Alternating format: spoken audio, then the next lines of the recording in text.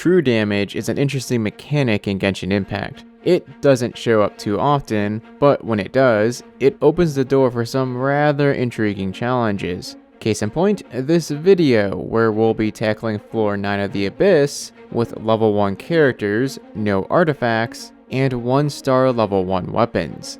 Our objective? Hit enemies up to 9 times to build the Mark of Ending, the blessing of the Abyssal Moon that was active during this time. Given the restrictions set, our characters will be one-hit wonders, meaning just 4 mistakes on either team is game over. Those who watched my Hyakunin Iki challenge video that had the same restrictions will be familiar with the characters here. Toma, Yunjin, Yae Miko, and Kujosara will comprise Team 1, while Jean, Kokomi, Diluc, and Chi-Chi will make up the second. They're all level 1, have no artifacts, and brandish 1-star level 1 weapons. And just to clarify, earning stars is not the goal. We're simply looking to see if the floor can be completed. If these kind of challenges are your cup of tea, do make sure to like and subscribe for more. Right, let's get on with it.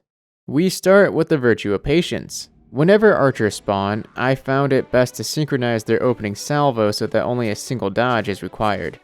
Canceling Toma's standard combo on the final hit is great for dealing with them. It's the fastest access to knockback via normal attacks the team has. As for how fast, it clocks in at just under 2 seconds. Toma may not be the greatest in normal content, but I'm beginning to think he'll shine in these kind of challenge runs.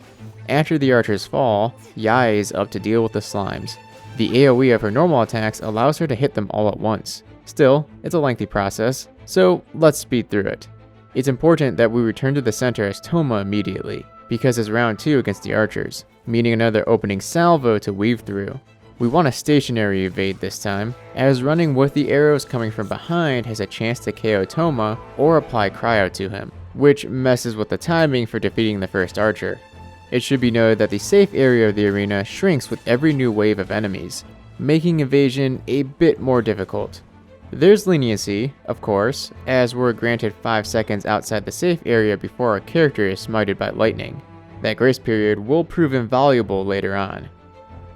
The Anemo Samotril is priority here. Its vortex attack can easily lead to a KO, so we want it gone as soon as possible. In this run, I got lucky in that it instead used its tornado spell. The remainder of this first half of the chamber is smooth sailing. The Hydro Samotril's healing is a non-issue here because our true damage can KO the mage from full health, unlike in Hyakunin Iki where it meant an instant game over. We just continue to evade, stack hits on the Samotril, and then deal with the Metatril. Yae Miko works her magic, showing Genshin's version of a jab lock that keeps the Metatril stuck until the true damage sweeps in.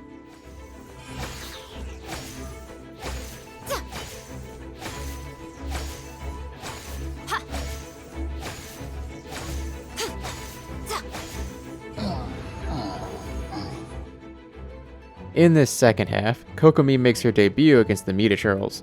They're easy enough to evade, so like Yae Miko against the slimes, we'll go ahead and speed through this portion.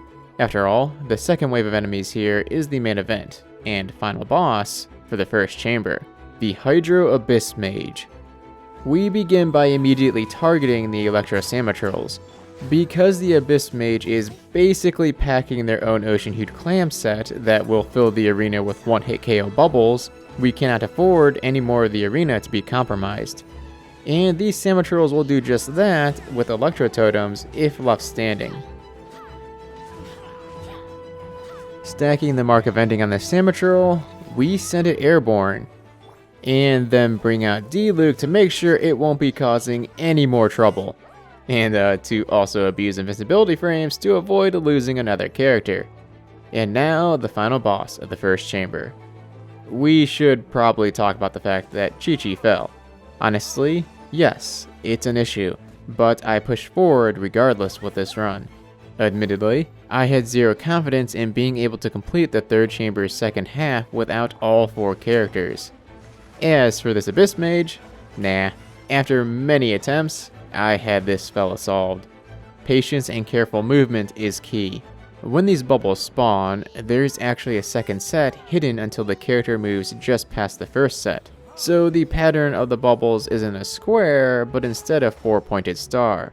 Very sneaky. These bubbles can be used as shields against the mage's attacks, and they can even capture the mage.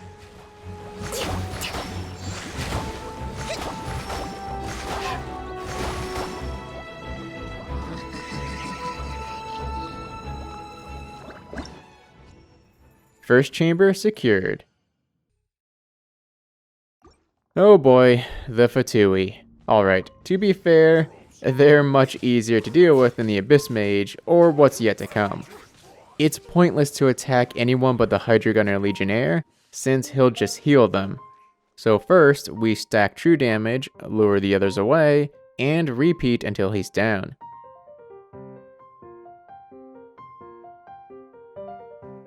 Yunjin's fast and multi-hit strikes are good for building market bending stacks. She can get in and out before they initiate attacks, often having built up all 9 stacks. Although she will inevitably fall in this chamber, her contributions make her the MVP of the team. So about luring the Fatui away. For the Cryogunner Legionnaire, that's especially important. Like in the first chamber, the safe area shrinks when the second wave spawns, and at all times we must have him near the edge of the electro barrier. Forcing him to use to land on the edge here is key. This is all because if he happens to be in the center when he decides to go Mr. Freeze and start shooting that ice gun everywhere, we become locked out of the safe zone, forced to risk sprint dodges to weave in and out of the barrier, in and out of the cryogun's mist, else we get damaged by lightning. It's a lose-lose situation. Toma's pyro application isn't fast enough to break the cryogunner's armor. That stun phase would make things easier, but since it'll come at the cost of having that ice gun attack happening multiple times, each instance of which can last up to 13 seconds, it's not worth it. So yeah, Yunjin falling was a flub. Things are much easier with the cryogunner down, and I just mismanaged my stamina. Even so, it's a non-issue. The first half of Chamber 3 can be easily sold by Kujosara. As long as she's standing, things are smooth sailing here and out for this team.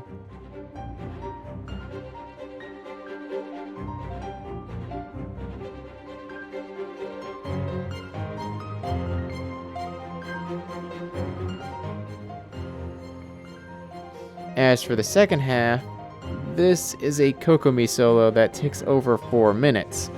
We'll just skip to the end.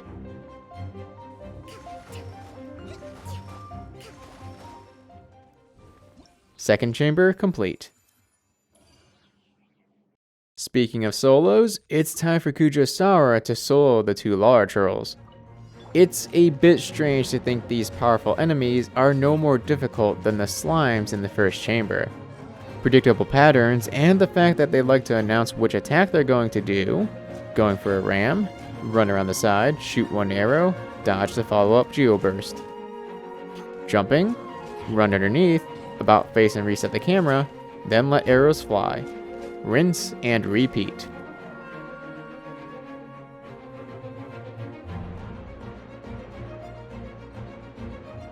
The Frost Law Churl is even simpler.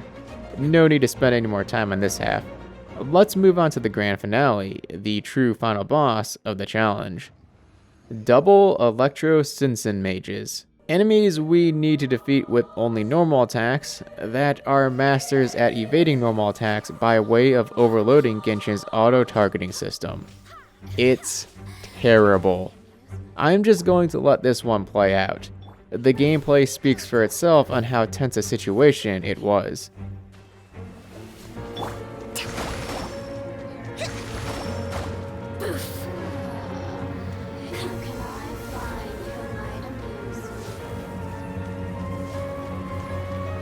Over here! Blink! Blink!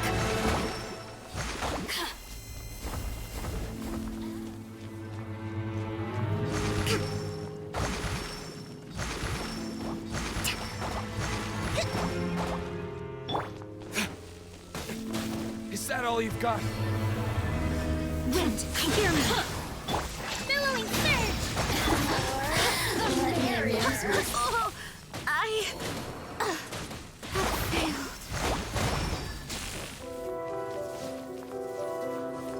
Blink. Over here.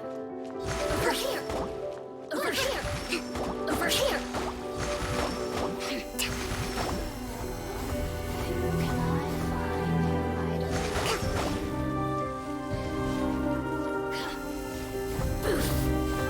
Over here. Blink. Boof. Over here. Blink. Over here.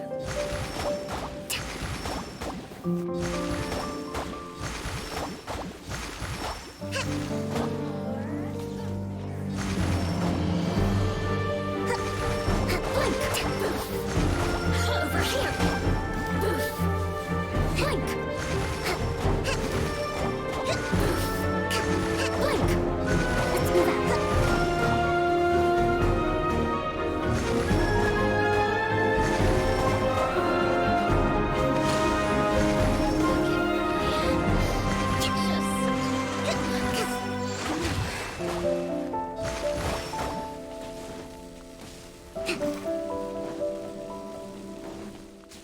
Who'd have thought the ultimate strategy would be play like a Citizen Mage myself? Fight fire with fire, I suppose. Speaking of, closing out the challenge is a set of pyro agents. This was the first time I ever made it past the Citizen Mages, so I'll admit to being incredibly nervous here. Still, it played out in a similar fashion to the treasure hoarders we skipped over. A lot of running around the perimeter of the safe zone, taking 1 or 2 shots at the enemies in pursuit. The pyro clones were the biggest concern, and because they can move, keeping track of their position wasn't so easy.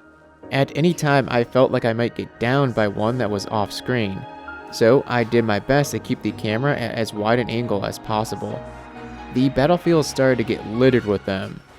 It was honestly a relief when they used their ultimate attack that consumed the clones.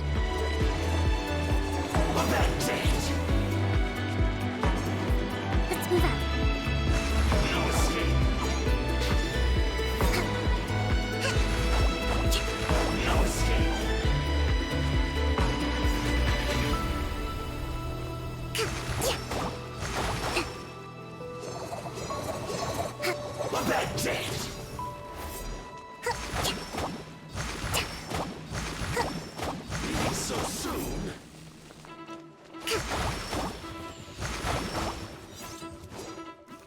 There were many close calls throughout the battle, and I started to lose track of the new clones being placed.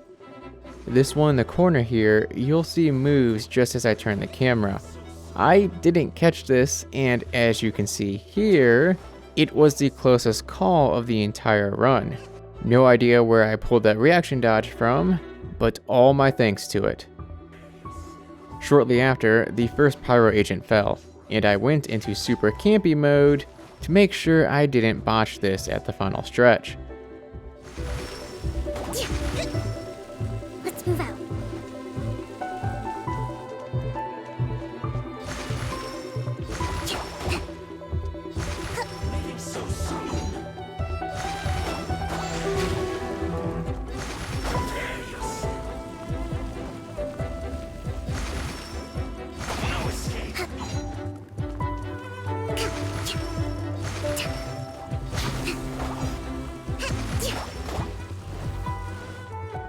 And there you have it.